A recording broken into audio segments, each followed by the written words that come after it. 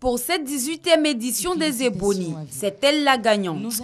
Paul-Bénédicte Bolutagro est le Super Ebony 2016. Après avoir raflé 4 prix, dont 2 prix sectoriels, c'est sur elle que le choix du jury s'est porté. Une première dans l'histoire de ce prix qui n'avait jusque-là pas été attribué à un journaliste de radio de proximité.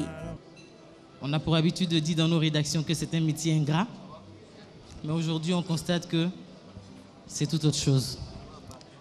Merci à tous mes collègues, sans exception, qui ont cru.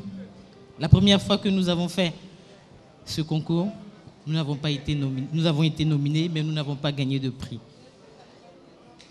Ils nous ont demandé de récidiver ce que nous avons fait. Et aujourd'hui, nous sommes Super Ebony.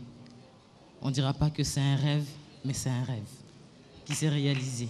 En plus de la Super Ebony, plusieurs autres journalistes ont été primés. À la RTI, Michel Digré qui a raflé le prix du meilleur journaliste télé.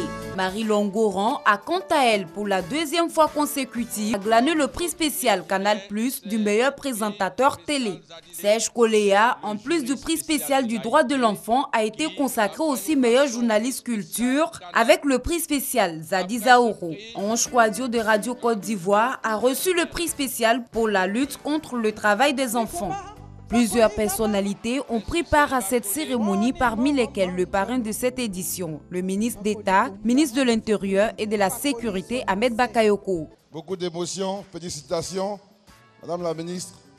Avec votre inspiration, je voudrais en tant que parrain ajouter à ce prix une enveloppe de 5 millions de francs CFA.